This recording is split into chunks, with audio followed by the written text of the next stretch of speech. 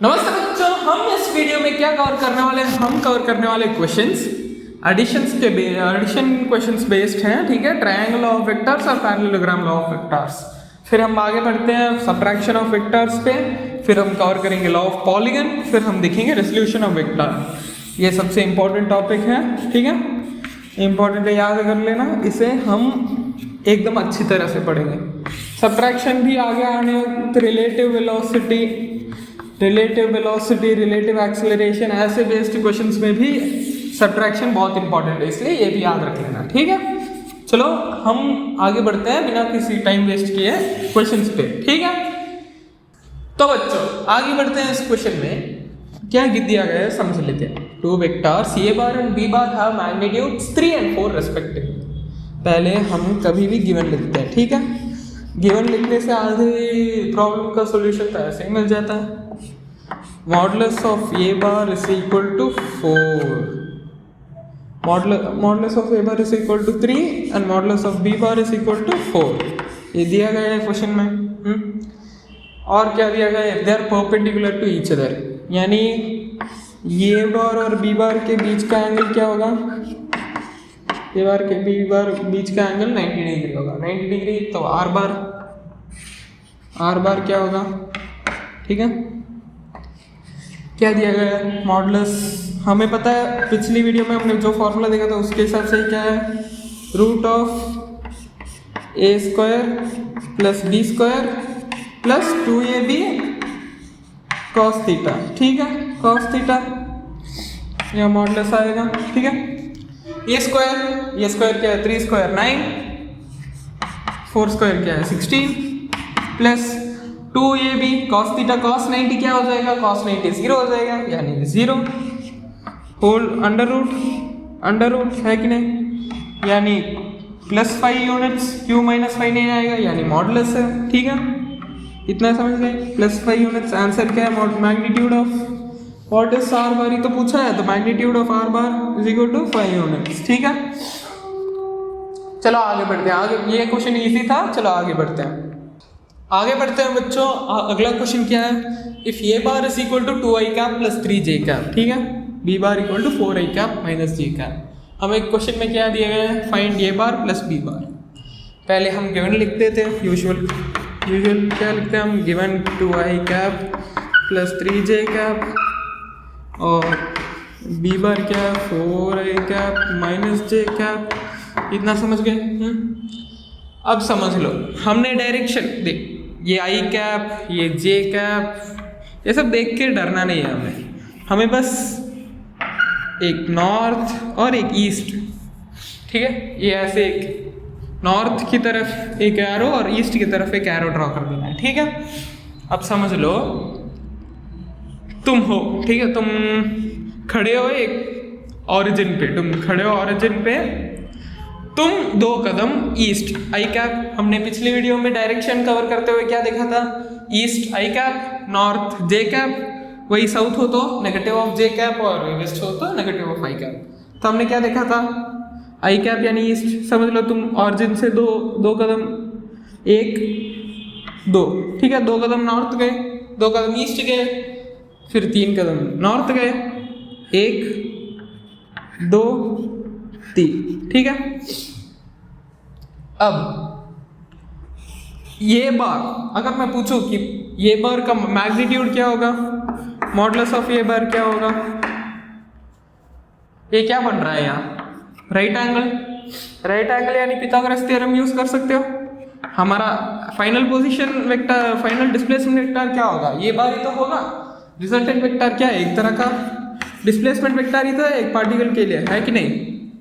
तो अगर मैं यहाँ से 2 कदम जाऊँ और यहाँ से भी 3 कदम जाऊँ तो हमारा डिस्प्लेसमेंट ऐसे होगा, यानी पिथागोरस थ्योरम यूज करेंगे। यहाँ 2, यहाँ 3, तो यहाँ क्या होगा? Is equal to root of 2 square plus 3 square, है कि नहीं? Is equal to root of 4 plus 9 is equal to root 13, ठीक है। यहाँ हम मॉडुलस ऑफ ये नहीं पूछा है, लेकिन हम बस हमारी नॉलेज के लिए देख लेते हैं, क्योंकि स्कूल्स में डायरेक्टली ऐसे ही लिख दिए जाएंगे, ठीक है। Modulus of A bar is equal to root of A square plus B square, ऐसे लिख देंगे स्कूल में। तो ये ऐसे क्यों है, कई बच्चे घबराते हैं पूछने के लिए। तो समझ लो ऐसे आए, ठीक है। बस याद रख लो कि अगर आई कैप जे कैप आए तो एक विजुअल रिप्रेजेंटेशन बना देना है माइंड में कि ऐसे हम 3 कदम आगे जा रहे हैं, ऐसे हम 5 कदम पीछे जा रहे हैं, ठीक है। अब ए बार प्लस बी बार, अब यहाँ डायरेक्शन में ही तो दिया गया है, यानी डायरेक्शन को हम ऐड कर सकते हैं। हम नॉर्मली 5 प्लस 5 क्यों नहीं करते वेक्टर्स को, क्यों नहीं करते, क्योंकि यहाँ डायरेक्शन भी होता है, लेकिन यहाँ ऑलरेडी डायरेक्शन दिया गया है, यानी ए बार प्लस बी बार हम ऐसे ही कर सकते हैं। आई और आई को जोड़ सकते हैं, यानी 6i कैप, और जे और जे को जोड़ सकते हैं, यानी 2j कैप, ठीक है। इतना समझ गए। अगर डायरेक्शन दिया गया और ये रिजल्टेंट ढूंढना है तो डायरेक्टली ऐड करना है, और अगर डायरेक्शन नहीं दिया हो तो हमें क्या यूज़ करना है, रिजल्टेंट वेक्टर का फॉर्मूला यूज़ करना है। R bar modulus of R bar is equal to modulus of A square plus B square plus 2ab cos theta, ठीक है। इतना समझ गए। अब चलो अगले क्वेश्चन पे चलते हैं, लेकिन वो थोड़ा हार्ड वाला करते हैं, ठीक है। बढ़ते हैं अगले क्वेश्चन में। क्या दिया गया है, 2 motorboats start from the same spot on a river bank to reach the opposite bank.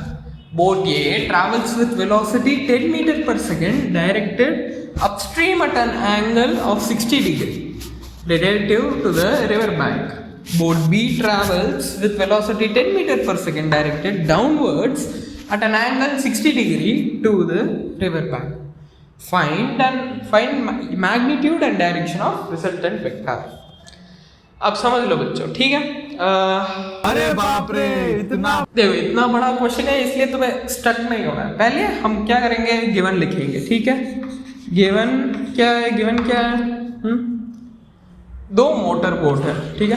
पहले एक इमेज बना दो कि 2 मोटर बोट है, एक ही स्पॉट पे 2 मोटर बोट है। Start from same spot on a river bank. Boat ये क्या करती है, 10 मीटर पर सेकेंड की वेलोसिटी के साथ अपस्ट्रीम जा रही है, यानी ऊपर की तरफ जा रही है, इस तरफ है कि नहीं। यहाँ के एक कॉर्नर है रिवर का, एक कॉर्नर है, ये एक पार्ट है रिवर का जहाँ से दोनों स्टार्ट होते हैं। एक आके अपस्ट्रीम जा रही है, एक आके डाउन स्ट्रीम जा रही है। बोट बी डाउन स्ट्रीम जा रही है, बोट ये अपस्ट्रीम जा रही है। कितने वेलोसिटी के साथ, 10 मीटर पर सेकेंड, और ये कितनी है, 10 मीटर पर सेकेंड, ठीक है। इतना समझ गए। अब क्या दिया गया है कि find magnitude and direction of R बार। तो पहले हम क्या करेंगे, मैग्नेट आर बार एक इमेजिनरी आर बार ड्रॉ कर लेंगे। हमें क्या पता है, मॉडुलस ऑफ आर बार क्या है, modulus of R bar is equal to root of A square plus B square plus 2ab cos theta, ठीक है। इतना समझ गए। पहले हम ये लिख देते हैं, गिवन क्या लिखेंगे पहले हम, boat A travels with velocity of A is equal to 10 metre per second और velocity of B is equal to 10 metre per second, ठीक है। गिवन में लिख देना। फिर हम क्या करेंगे, रिजल्टेंट वेक्टर को लेंगे, ये स्क्वायर। अब समझ लो क्या लिखा गया है, 60 डिग्री ऊपर की तरफ, 60 डिग्री नीचे की तरफ। रिवर बैंक तो स्ट्रेट लाइन है कि नहीं, तो उसके बीच का एंगल कितना होगा, 180 माइनस 120, यानी यहाँ भी 60 डिग्री होगा। तो क्या हम लिख सकते हैं कि resultant vector is equal to root of ये की मैग्नीट्यूड हमें पता है, बी की मैग्नीट्यूड पता है, प्लस 2ab cos 60 डिग्री लिख सकते हैं कि नहीं, बोलो। क्योंकि उनके बीच का एंगल थीटा क्या है, 60 डिग्री आ गया। दो वेक्टर के बीच का एंगल ही तो पैरेललोग्राम लॉ ऑफ वेक्टर में लेते हैं। समझ गए इतना। तो R bar is equal to क्या आएगा, 10 square plus 10 square plus 2 into 10 into 10। अब cos 60 क्या है, cos 60 1/2 आ जाएगा यहाँ, 1/2 2 कैंसिल। 10 स्क्वायर कितना, 100 प्लस 10 इंटू 10 100, ठीक है। तो क्या दिया गया, 300 दे चुका है, 300 रूट ऑफ 300 दे चुका है, यानी हम उसे 10√3 लिख देंगे, 10√3, ठीक है। तो हमें पता चल गया कि रिजल्टेंट वेक्टर तो 10√3 है। लेकिन यहाँ डायरेक्शन भी दी गई है। डायरेक्शन अब ये कैसे ढूंढे? हमने एक आते वक्त एक क्वेश्चन मिस कर दिया था। एक पॉइंट की एक फॉर्मूला है बच्चों, अगर दो वेक्टर ऐसे हैं, ठीक है, और इनके रिजल्टेंट वेक्टर ऐसा है, तो रिजल्टेंट वेक्टर और इस वेक्टर के बीच का एंगल क्या होगा? अल्फा। इसका एक अलग से फॉर्मूला है, ठीक है, हम वो देखते हैं। रुको, इस क्वेश्चन को यहीं पे कट कीजिए और हम बढ़ते हैं उस कॉन्सेप्ट पे जिससे हम डायरेक्शन ढूंढेंगे। तो अगर ये वेक्टर बी बार है, ये वेक्टर ये बार है, ठीक है, हम बार एक वेक्टर लेते हैं, तो उसके बीच का एंगल क्या होगा? अल्फा। अल्फा होगा, अल्फा होगा कि नहीं? अल्फा समझ लेते हैं। और यहाँ ये थीटा है, क्योंकि ये पूरा थीटा है, ये 90 डिग्री है, ये बी साइन थीटा है कि नहीं? ये बी साइन थीटा है। डेरिवेशन में हमने क्या देखा था? ये बी साइन थीटा है, और ये क्या होगा? B cos theta. तो क्या मैं लिख सकता हूँ टैन अल्फा? टैन अल्फा क्या होगा? जल्दी से बोलो, टैन अल्फा क्या होगा? बी साइन थीटा, क्योंकि ऑपोजिट बाई एडजेसेंट क्या है? जल्दी बताओ एडजेसेंट क्या है? ये पूरा एडजेसेंट है, यानी ये प्लस बी कॉस थीटा आएगा, यानी ये plus B cos theta is equal to opposite क्या है? बी साइन थीटा बाई ये प्लस बी कॉस थीटा, ठीक है, इतना याद रख लो। अब अल्फा क्या हो जाएगा? हमें अल्फा ही तो ढूंढना है, तो alpha is equal to tan inverse आ जाएगा। टैन इस तरफ आ जाएगा, डिवीजन को ऊपर लेके जाए तो माइनस इनवर्स हो जाएगा। बी साइन थीटा क्या है? बी साइन थीटा ऐसे ही रहेगा, बी साइन थीटा बाई ये प्लस बी कॉस थीटा। इतना समझ गए? कुछ डाउट हो तो कमेंट्स में डाल देना, ठीक है। तो हमें दिया गया कि alpha is equal to tan inverse B sine theta by ये प्लस बी कॉस थीटा। अब इस फॉर्मूला को यहाँ सब्स्टिट्यूट करते हैं, ठीक है, इस क्वेश्चन में। तो टैन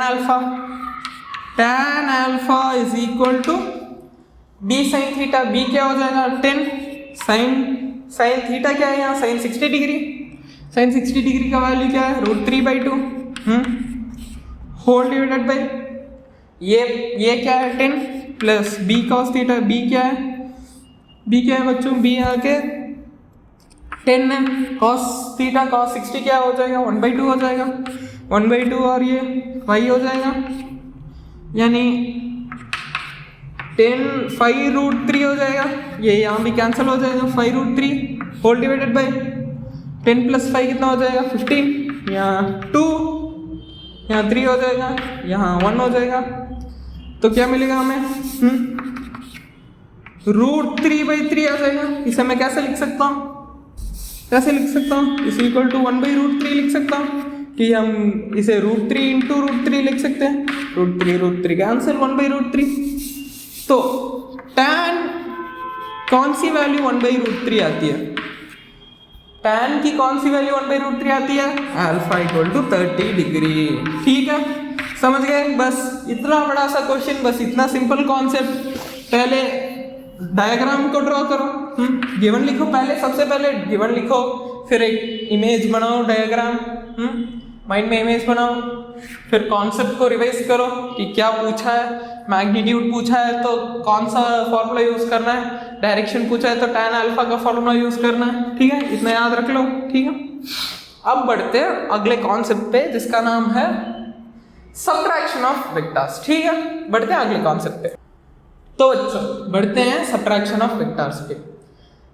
अब समझो मेरे पास एक वेक्टर है बी बार और ये बार, ठीक है, हम पहले ड्रॉ कर लेते हैं ये बार बी बार, उनके बीच का एंगल रख लेते हैं थीटा, है कि नहीं। अब समझ लो इसे हम कैसे लिखेंगे रिजल्टेंट वेक्टर के लिए, ये बार प्लस बी बार। अगर मुझे ये बार माइनस बी बार फाइंड करना हो तो ये कहाँ से आया? क्या मैं ये बार माइनस बी बार को कैसे लिख सकता हूँ मैं? ये bar plus of minus B bar, है कि नहीं? बताओ है कि नहीं? ये bar plus of minus B bar, यानी प्लस और माइनस मल्टीप्लाई होके क्या आ जाएगा, ए बार माइनस बी बार। तो हमने क्या देखा था, आई कैप और नेगेटिव आई कैप, आई कैप यानी ईस्ट और नेगेटिव आई कैप यानी वेस्ट। तो बी बार यानी ये, तो नेगेटिव बी बार तो क्या आएगा ये, ठीक है। बस इतना याद रख लो। अब ये तो आसानी से आ जाएगा क्योंकि ये स्ट्रेट लाइन है, यानी 180 माइनस थीटा, है कि नहीं। तो इसका रिजल्टेंट कहाँ लाई करेगा, ये bar minus B bar is equal to R bar. अब मॉडुलस ऑफ आर बार निकालो, इस फॉर्मूला से मॉडुलस ऑफ आर बार निकालो। मॉडुलस ऑफ आर बार क्या रहेगा, root of A square plus यहाँ बी स्क्वायर यानी नेगेटिव बी का स्क्वायर प्लस 2 ये इंटू माइनस बी आएगा, और कॉस थीटा तो ऐसे ही रहेगा कॉस थीटा, यानी मॉडुलस ऑफ आर बार क्या आ जाएगा, root of A square plus B square minus 2ab cos theta. ठीक है, इतना समझ गए। देखो सब्ट्रैक्शन और एडिशन में हमने क्या देखा था, एडिशन में यहाँ माइनस की जगह प्लस आता है, लेकिन सब्ट्रैक्शन में यहाँ माइनस आता है, बस इतना ही डिफरेंस है। अब ये कहाँ यूज करेंगे हम, अगले क्लिप में देखेंगे, हम इसके बेस्ड क्वेश्चंस भी सॉल्व करने वाले हैं। ठीक है, चलो आगे बढ़ते हैं। तो बच्चों इस क्वेश्चन में क्या दिया गया है, 2 vectors have equal magnitude x, तो हम गिवन लिख देते हैं, मॉडुलस ऑफ ए बार क्या है x, modulus of B bar क्या है x। Find the theta between them, क्या ढूंढना है, टू फाइंड क्या है थीटा। इफ और एक कंडीशन है, modulus mean resultant vector is equal to modulus of resultant vector is equal to modulus of A bar minus modulus of B bar, modulus of A bar minus B bar is equal to x। ठीक है, A और minus ये vector minus B vector gives x। ठीक है, तो हमें क्या find करना है, थीटा, उनके बीच का थीटा फाइंड करना है। थीटा हमने अभी फॉर्मूला देखा था, R bar modulus of R bar is equal to root of A square plus B square plus 2ab, यहाँ प्लस नहीं आएगा, ठीक है, माइनस आएगा क्योंकि हम सब्ट्रैक्ट कर रहे हैं, 2ab cos theta equal to x। ठीक है, इतना समझ गए। अब दोनों तरफ स्क्वायर करो, x square plus 2 into x आएगा, कॉस थीटा आएगा इक्वल टू एक्स स्क्वायर आएगा, है कि नहीं। उस तरफ स्क्वायर करेंगे, इस तरफ स्क्वायर करेंगे, रूट कैंसिल हो जाएगा, इस तरफ स्क्वायर आ जाएगा। हमें पता है ये का मॉडुलस ऑफ ये क्या है x, मॉडुलस ऑफ b क्या है x square plus x square minus, यार हर जगह मैं प्लस ही डाल देता हूँ, ठीक है, माइनस। आप भी ये गलती मत करना, ठीक है, क्वेश्चन को ध्यान से पढ़ लेना एक बार। इज इक्वल टू, अभी यहाँ 2x स्क्वायर आएगा, या माइनस 2x स्क्वायर आएगा, minus 2x square cos theta आएगा, है कि नहीं,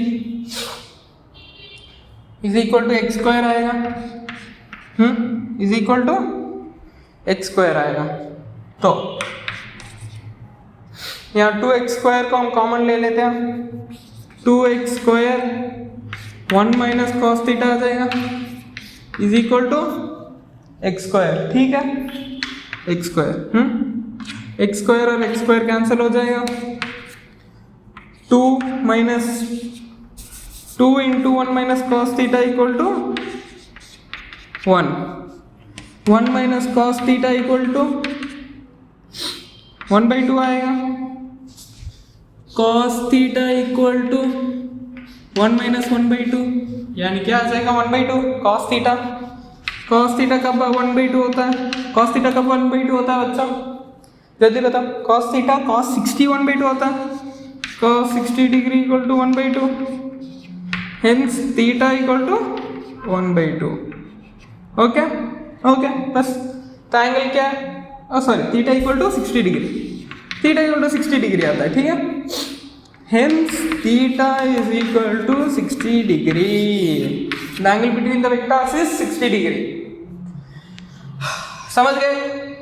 आपको वेक्टर्स में सब्ट्रैक्शन ऑफ वेक्टर्स में इतना फोकस नहीं दिया जाएगा लगता है, क्योंकि मोस्टली इस क्वेश्चंस में सिंपल क्वेश्चंस ही आते हैं। ग्रेड 11 के लिए सिंपल क्वेश्चंस ही लर्न, ठीक है। तो ये समझ लो कि फॉर्मूला याद रख लो, क्वेश्चन को समझ लेना एक बार कि डिफरेंस दिया गया है कि एडिशन दिया गया है। चलो आगे बढ़ते हैं। अब बच्चों हम देखने वाले हैं law of polygon. Law of polygon, पहले हम law of parallelogram, law of vectors और ट्रायंगल ऑफ वेक्टर्स को रिवाइज कर सकते हैं। 1 मिनट के लिए आप रिवाइज कीजिए कि हमने क्या देखा था पैरेललोग्राम, लॉ ऑफ वेक्टर्स में। खुद के वर्ड्स में डिफाइन कीजिए। 2 वेक्टर है, ये बार, ये बी बार, या के कोई इनिशियल है, और क्या देखा था? जल्दी बताओ। रिजल्टेंट वेक्टर उनका डायगोनल है, ठीक है। ट्रायंगल ऑफ एडिशन में यहाँ एक वेक्टर है, यहाँ एक वेक्टर है, उनके बीच का रिलेशन क्या है? हेड टू टेल है, और थीटा बाहर लाई करता है, और उसका रिजल्टेंट क्या है? Third side of the triangle, ठीक है। जल्दी से याद कर लो। When 2 vectors acting on a particle are represented in direction and magnitude,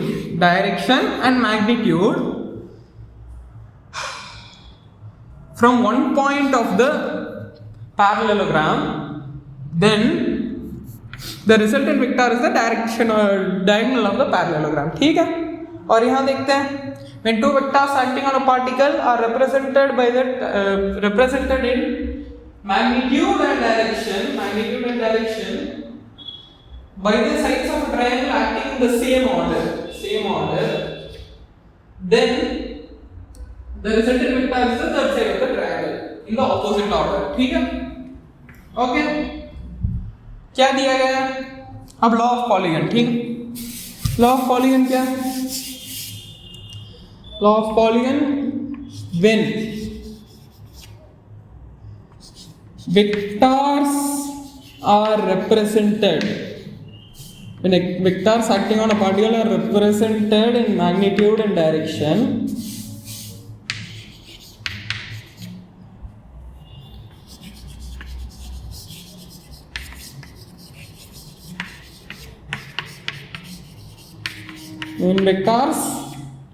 are represented in magnitude and direction by the sides of a polygon, by the sides of a open polygon, ठीक है। Open polygon, polygon तो आपको सबको पता ही होगा। Polygon क्या है? Polygon shape है जिसमें 4 साइड या उससे ज्यादा हो, 4 साइड से ज्यादा हो, ठीक है।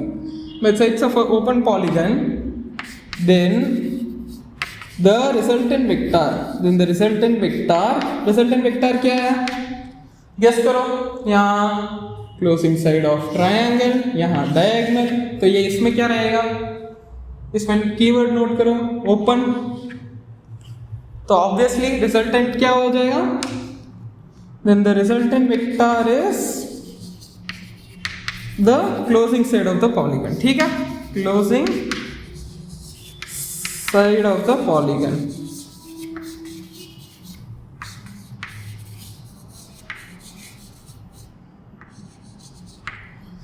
ठीक है। अब लॉ ऑफ पॉलीगन देखते क्या है। when vectors are represented in magnitude and direction, अगर मैं एक vector 2i cap plus j cap और 3j cap minus i cap ऐसे लूँ, ऐसे ले सकता हूँ by the sides of an open polygon,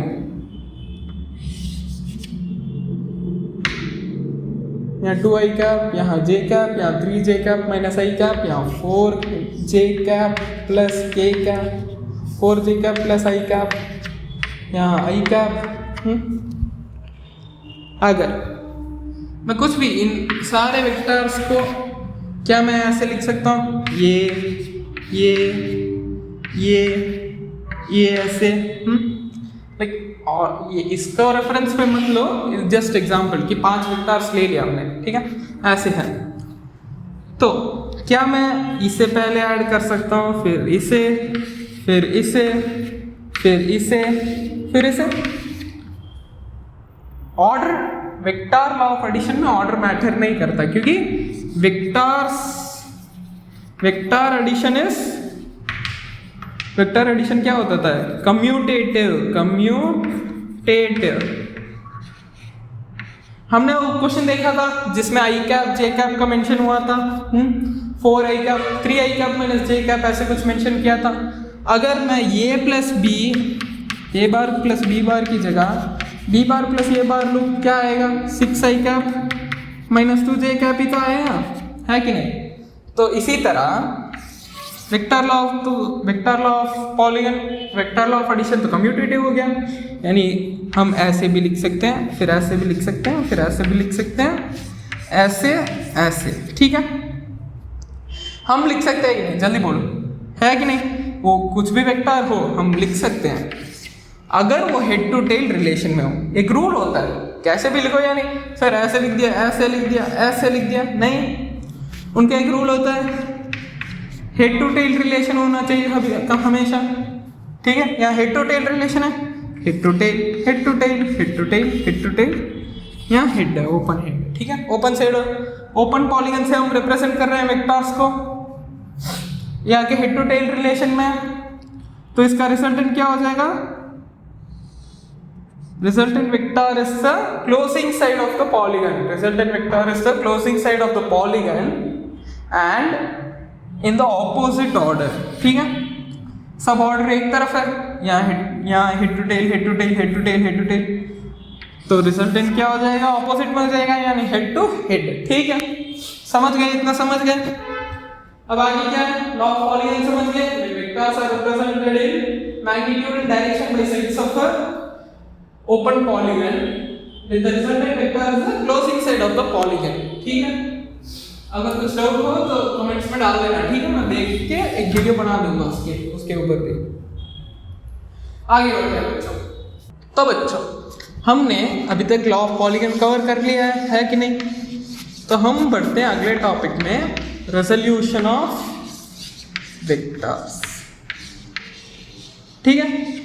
अभी तक हमने इतना कुछ बड़ा नहीं किया है, ठीक है? हमने सिर्फ वेक्टर एडिशन देखा है, या कि बेसिक है 12th के लिए, आगे आने वाले 11th के लिए वेक्टर एडिशन देखा है, टाइप्स ऑफ वेक्टर देखे हैं, वेक्टर का डेफिनेशन भी देखा है। वेक्टर एडिशन हमने कंप्लीट कर दिया, टाइप्स ऑफ वेक्टर कंप्लीट कर दिया। अभी हम देखेंगे रेजोल्यूशन ऑफ वेक्टर, ठीक है? समझ लो मेरे पास एक वेक्टर है, ये ग्राफ है, इसी के ऊपर मेरे पास यहाँ ए टू बी तक एक वेक्टर है, ठीक है? ये एक्स एक्सिस है, तो ये वेक्टर एक्स एक्सिस पे लाई कर रही है कि नहीं? है कि नहीं बच्चों? ये वेक्टर ये एक्स एक्सिस पे लाई कर रही है। तो अगर मैं इसे आई कैप और जे कैप के वर्जन में लिखूं तो कैसे लिख पाऊंगा? आई और जे कैप के वर्जन में कैसे लिखूं? ये तो एक ही डायरेक्शन पे फेस कर रही है, ऐसे, तो आई कैप तो पक्का है, आई कैप पक्का है। अब यहाँ एक्स एक्सिस पे यानी जे कैप का तो कोई रोल ही नहीं, क्योंकि ये ना ऊपर ना जा रही है, तो जे कैप तो 0 हो जाएगा, 0 जे कैप। लेकिन हमें मैग्नीट्यूड पता नहीं है ना इस वेक्टर का, तो हम x समझ लेते हैं, तो x आई कैप। तो इस वेक्टर का क्या हुआ? इस वेक्टर का लेंथ क्या हुआ? लेंथ और डायरेक्शन क्या हुआ? x आई कैप। अब आता है असली सवाल। तुम्हारे पास ऐसे एक वेक्टर है, ठीक है? ऐसे ग्राफ है जिसमें एक वेक्टर है ऐसे, अरे बाप रे, इसे तो हम ऐसे लिख सकते हैं, आई कैप प्लस जे कैप। कैसे कैसे मैं कैसे मान लूँ कि आई कैप और जे कैप? समझो ये हमारे पास ये बार है, ठीक है? ये बार है, हमें क्या चाहिए? हमें इसका रिजल्टेंट चाहिए, या फिर हम ये बार कैसे आया ये चाहिए। याद रख करो, हमने ये बार का ये मॉडुलस ऑफ ये बार का एक सॉल्यूशन देखा था, i square plus j square, है कि नहीं? I square unit of i square और जे स्क्वायर का यूनिट, उसका स्क्वायर देखा था हमने, है कि नहीं? तो हम इस वेक्टर को कैसे लिख सकते हैं, ये कदम ऐसे और थोड़ा कदम ऐसे, तो हमें क्या मिलेगा, ये बार मिलेगा, ये बार मिलेगा कि नहीं बच्चों? समझो, अगर मैं 2 कदम आगे चलूँ, 3 कदम ऊपर चलो, हमने वो क्वेश्चन देखा था, तभी तो हमें ये बार मिलता है। ऐसे ही तो हम ये और ये साथ में ढूंढे तो हमें क्या मिल जाएगा, क्या मिल जाएगा, रिजल्टेंट मिल जाएगा, यानी ये बार। तो इसके बीच का एंगल मैं थीटा लेके समझ लेता हूँ, थीटा समझ लेता हूँ। समझ सकता हूँ कि नहीं, जल्दी बोलो। थीटा कुछ एक एंगल थीटा ले लेते हैं। तो अगर उसके बीच का एंगल थीटा है कि नहीं, ये क्या हो जाएगा, थीटा के ऑपोजिट है यानी साइन थीटा। हमें साइन थीटा यानी ऑपोजिट की वैल्यू चाहिए ना, हमें नीचे हाइपोटेनस की वैल्यू नहीं चाहिए। तो हम इसे कैसे मल्टीप्लाई करेंगे, ये से मल्टीप्लाई करेंगे, है कि नहीं? अगर हम हाइपोटेनस से मल्टीप्लाई कर रहे हैं तो हमें ये आंसर मिल जाएगा, इसका लेंथ मिल जाएगा tan थीटा। पहले हम थीटा लेते हैं, ये क्या हो जाएगा, साइन थीटा, ये साइन थीटा, तो इसे हम क्या लिखेंगे, कॉम्पोनेंट, ये वही इज इक्वल टू ये साइन थीटा। ठीक है, ये साइन थीटा लिखेंगे, है कि नहीं? अगर मुझे ये बार का ऐसे लिखना है, ये bar is equal to I cap plus J cap, तो मैं जे कैप को कैसे लूँगा, ऊपर की है, ऊपर एक्सिस है, यहाँ थीटा है, एंगल थीटा बन रहा है, तो मैं ये साइन थीटा ले लूँगा। साइन थीटा क्या हो जाएगा, ऑपोजिट बाई ये कैंसिल हो जाएगा, तो हमें ऑपोजिट ही तो मिलेगा, यानी जे कैप ही तो मिलेगा, ऊपर जाने वाली वेक्टर। तो हम ये साइन थीटा रख लेते हैं, ये वाई इज इक्वल टू ये साइन थीटा। कितना समझ गए, वही कंपोनेंट, ये का वही कंपोनेंट क्या है, ये साइन थीटा, समझ लो। अब ये का एक्स कंपोनेंट क्या हो जाएगा, ये cos थीटा। कैसे डिराइव किया, जल्दी सोचो। ये cos थीटा कैसे आ जाएगा, cos थीटा क्या है, एडजेसेंट, हमें ये वाली मिल जाएगी, और ये क्यों मल्टीप्लाई कर रहे हैं, ये और ये कैंसिल हो जाए, यानी हमें एडजेसेंट मिल जाएगी।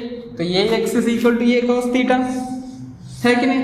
तो हमने ये वही और ये x क्यों लिखा है, इसे हम कहते हैं रेजोल्यूशन। ठीक है, breaking down of a vector into its components is called resolution of vectors. हमने ये बार को कैसे ये वही और ये x में लिखा है, तो हम फाइनली क्या लिख सकते हैं, मॉडुलस ऑफ ये बार इज इक्वल टू ये साइन थीटा आई कैप प्लस ये कॉस थीटा जे कैप। नहीं बदल के लिख दिया, ये साइन थीटा जे कैप और ये कॉस थीटा आई कैप। ठीक है, समझ लिए हम एक वेक्टर को ब्रेक डाउन कर सकते हैं इनटू कंपोनेंट्स, ऐसे तो हम ऐसे और ऐसे लिख सकते हैं, इसे हम कहते हैं resolution. Breaking down of a vector into its component is called resolution of vectors. इतना समझ लिया, ये वो इज इक्वल टू ये साइन थीटा, ये एक्स इज इक्वल टू ये कॉस थीटा, इतना याद रखो।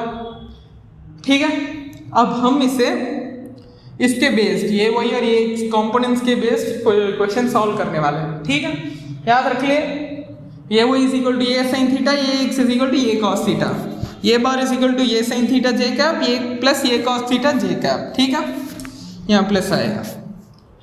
तो हम आगे बढ़ते हैं क्वेश्चंस पे। तो बच्चों बढ़ते हैं अगले क्वेश्चन पे। क्या दिया गया है, a vector √3 I cap plus J cap forms an angle theta with the x axis. ठीक है, फाइंड थीटा।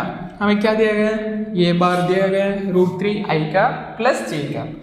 हम कभी भी गिवन लिख देंगे। अब इससे हम क्या लिख सकते हैं, ये cos theta is equal to ये एक्स आई कैप, है कि नहीं? हमने जो पढ़ा वही लिख देते हैं, ये sine theta is equal to ये वाई जे कैप, है कि नहीं? इसको इसमें से रिलेट करो, क्या आएगा, ये cos थीटा, ये cos theta is equal to √3 आएगा, क्योंकि आई कैप यहाँ ऑलरेडी है, ये एक्स की वैल्यू क्या आ जाएगी, √3 आ जाएगी। अब ये साइन थीटा लो, ये sine theta is equal to ये साइन थीटा क्या आ जाएगा 1 आ जाएगा, है कि नहीं। अब ये साइन थीटा हमें tan थीटा हम निकाल सकते हैं, tan थीटा हम निकाल सकते हैं क्योंकि हमें इसकी वैल्यू पता है, इसकी वैल्यू पता है कि नहीं। इसकी वैल्यू हमें पता है, इसकी वैल्यू भी हमें पता है कि नहीं। इसकी वैल्यू क्या होगी, इसकी वैल्यू √3 होगी, ठीक है। तो हम क्या निकालेंगे, tan theta is equal to opposite by adjacent, opposite by adjacent आ जाएगा। एडजेसेंट में क्या है, एडजेसेंट में क्या है √3 है, और ऑपोजिट में क्या है, ऑपोजिट में क्या है 1 है, यानी 1/√3। और tan थीटा का 1/√3 होता है, tan थीटा का 1/√3 होता है बच्चों जब वो 30 डिग्री हो, ठीक है, जब वो 30 डिग्री हो, यानी थीटा इज इक्वल टू π/6। ये हो गया हमारा क्वेश्चन, ठीक है। इतना समझ गए। देखो गिवन लिख दो एज यूजुअल, इससे हम रिलेट कर सकते हैं कि ये तो किस फॉर्म में, ये तो रेजोल्यूशन के फॉर्म में, रेजोल्यूशन के फॉर्म में हो तब क्या कर सकते हैं, √3 आई कैप, यानी ये तो आई कैप हो गया, यानी ये x डायरेक्शन में ऐसे है तो फिर इसका तो ये √3 आ जाएगा। यहाँ 1 है यानी ये 1 हो जाएगा, तो 1/√3 हो जाएगा। थीटा tan थीटा 1/√3 हो जाएगा, तो tan 30 डिग्री 1/√3 हो जाएगा, ठीक है। इतना समझ गए। तो चलो आगे बढ़ते हैं अगले क्वेश्चन पे, ठीक है। तो बच्चों आगे बढ़ते हैं रेजोल्यूशन ऑफ वेक्टर्स कॉन्सेप्ट में। Hiker walks 10 metre up straight a hill which is inclined at an angle 30 degree relative to the ground. Find horizontal and vertical component. पहले हम गिवन लिख देते हैं, ठीक है। पहले हम गिवन क्या लिखा है, क्वेश्चन में क्या दिया गया है, क्वेश्चन में ये दिया गया है कि 30 डिग्री ग्राउंड से 30 डिग्री के एंगल पे, ठीक है, ग्राउंड से 30 डिग्री के एंगल पे एक हाइकर चल रहा है, ठीक है, हाइकर चल रहा है। कितने मीटर चल रहा है वो, 10 मीटर चल रहा है, ठीक है, समझ लो ये 10 मीटर है। Which is inclined at an angle 30 degree, 30 degree हमने ड्रॉ कर दिया। अब क्या दिया गया है, फाइंड हॉरिजॉन्टल, हॉरिजॉन्टल और वर्टिकल कंपोनेंट, ठीक है। ये x ले लेंगे और ये y ले लेंगे। अब हमने पिछली वीडियो में, पिछली क्लिप में क्या देखा था, ये y क्या होता है, ये y इज इक्वल टू ये साइन थीटा, है कि नहीं, ये y इक्वल टू ये साइन थीटा, और ये x इज इक्वल टू ये कॉस थीटा। इतना समझ गए। अब ये y क्या है, ये साइन थीटा, ये हमें पता है, तो ये y इज इक्वल टू ये क्या है, ये आ गया 10 हो गया, ये वेक्टर इतना है, ये बार इतना है, ये वेक्टर, तो ये ऐसे ही डाल देंगे 10। साइन 30 कितना आ जाएगा 1/2, 5, ये वही आके 5 मीटर आ जाएगा, ठीक है। अब ये x क्या आएगा, ये x इक्वल टू यहाँ 10 ऐसे ही आ जाएगा। cos 30 डिग्री कितना आएगा, √3/2 आ जाएगा, यानी 5, तो क्या आ जाएगा 5√3 मीटर, ठीक है। इतना समझ गए। रेजोल्यूशन ऑफ वेक्टर हम कैसे लिखते हैं, ये y और ये x लिखते हैं। एडिशन में भी ये काम आएगा क्योंकि हम ये वेक्टर को ये x i कैप प्लस ये y j कैप लिख सकते हैं, ठीक है। एडिशन में भी काम आता है। अगर हमें वर्टिकल कंपोनेंट्स फाइंड करना है उसमें भी काम आता है। इसलिए रेजोल्यूशन ऑफ वेक्टर बहुत इंपॉर्टेंट कॉन्सेप्ट है, ठीक है। फॉर्मूला से याद कर लो, ये y इज इक्वल टू ये साइन थीटा और ये x इज इक्वल टू ये कॉस थीटा, ठीक है। अब बढ़ते हैं अगले क्वेश्चन पे। तो बच्चों अगले क्वेश्चन पे बढ़ते हैं, लेकिन इस क्वेश्चन को देख के कहीं आपके मन में भी ये रिएक्शन नहीं है, कोई बात नहीं, इस क्वेश्चन को हम आसानी से कर लेंगे। समझ लो एक सैटेलाइट है स्पेस में, ठीक है, ये अर्थ है, डीप स्पेस में एक सैटेलाइट है, ठीक है। Fires 2 identical steering thrusters at the same time, ठीक है। थ्रस्टर्स क्या होते हैं, और सैटेलाइट पे बूस्टर्स समझ लो, ठीक है। क्या दिया गया है, थ्रस्टर ये समझ लो, ये और ये समझ लो बी है, ठीक है। एक्सर्ट फोर्स F ये 80 आई कैप प्लस 60 जे कैप, ठीक है, ठीक है। थ्रस्टर ये कितना दे रहा है 80 का प्लस 60 J का। Thruster B exerts force FB is equal to minus 80 का प्लस 60 J का, ठीक है। समझ लो ये है तो थ्रस्टर B का कितना आया, माइनस 80 का प्लस 60 J का, ठीक है। अब क्या दिया गया है, find magnitude and direction of net force acting on satellite. अब समझ लो क्या दिया गया क्वेश्चन में, नेट फोर्स क्या होता है, नेट फोर्स रिजल्टेंट फोर्स होता है, रिजल्टेंट फोर्स। अब इस क्वेश्चन को ऐसे देखने की जगह तुम इसे सबसे इजीएस्ट क्वेश्चन भी समझ सकते हो, ठीक है। इसमें क्या है, आर बार हमें यहाँ दोनों आई कैप और जे कैप, यहाँ भी आई कैप और जे कैप। हमने पिछले क्लिप्स में क्या देखा था, जब आई कैप प्लस जे कैप हो तब दो वेक्टर के पास डायरेक्शन हो तब हम उसे डायरेक्टली ऐड कर सकते है कि नहीं। तो मैग्नीट्यूड क्या हो जाएगा इसका, मैग्नीट्यूड क्या हो जाएगा 80 आई कैप प्लस 60 जे कैप। रिजल्टेंट क्या हो जाएगा पहले इसका 80 प्लस माइनस 80 आई कैप प्लस 60 जे कैप, है कि नहीं। माइनस 80 प्लस 80 कैंसिल, यानी इसका कितना आ जाएगा 120 जे कैप। तो 120 जे कैप यानी जे कैप यानी नॉर्थ, तो इसका फुल फोर्स कैसे जाएगा, ऐसे नॉर्थ की तरफ जाएगा। यानी हमने एक ही में दोनों ढूंढ लिए, मैग्नीट्यूड कितना है 120 और डायरेक्शन कितना है नॉर्थ, बस इतना समझ गए। कभी भी क्वेश्चन को कॉम्प्लिकेट मत करो, पहले गिवन लिख दो, इंपॉर्टेंट इंफॉर्मेशन को हाईलाइट कर दो, क्वेश्चन को हाईलाइट कर दो, क्वेश्चन को समझने की कोशिश करो। नेट फोर्स दिया गया है यानी रिजल्टेंट फोर्स है, ठीक है, इतना समझ गए। तो बच्चों अगली वीडियो में हम क्या देखने वाले हैं, हम देखने वाले हैं क्वेश्चंस, हम थोड़े बहुत क्वेश्चन सॉल्व करेंगे, ठीक है। हम फिर देखेंगे multiplication and division of vectors,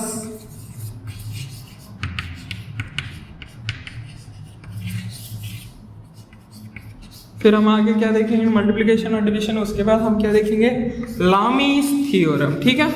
Lami's theorem बहुत इंपॉर्टेंट कॉन्सेप्ट है, ठीक है, ये याद या ये इंपॉर्टेंट रहेगा।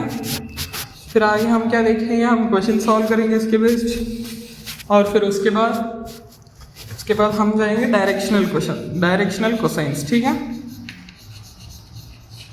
किस पे, डायरेक्शनल कोसाइंस पे, ठीक है। तो हम अगली वीडियो में क्या कवर करने वाले हैं, हम क्वेश्चंस देखेंगे, फिर से हम मल्टीप्लिकेशन और डिवीजन ऑफ वेक्टर्स देखेंगे। ये बहुत छोटा कॉन्सेप्ट है इसलिए इतना कुछ कॉम्प्लिकेशन नहीं है, जैसे हमने एडिशन में देखा और सब्ट्रैक्शन में देखा। फिर हम लामीज थ्योरम देखेंगे, ये बहुत इंपॉर्टेंट है। फिर हम देखेंगे डायरेक्शनल कोसाइन, ठीक है। तो आज की वीडियो में हमने क्या कवर किया, हमने क्वेश्चंस देखे, हमने सब्ट्रैक्शन देखे, हमने रेजोल्यूशन ऑफ वेक्टर्स भी देख लिए, हमने लॉ ऑफ पॉलीगन भी कवर किया। तो ये सब आप एक बार रिवाइज कर लेना और अगली वीडियो के लिए ये सब एक बार देख लेना गूगल से या फिर आपके बुक से कि ये सब क्या है, ठीक है। लामीज थ्योरम एक बार पढ़ लेना, डायरेक्शनल कोसाइंस एक बार पढ़ लेना, और फिर अगली वीडियो में हम इसे बहुत क्लियर से देखेंगे, ठीक है। तो आज के लिए बस इतना ही, हम मिलते हैं अगली वीडियो में बच्चों।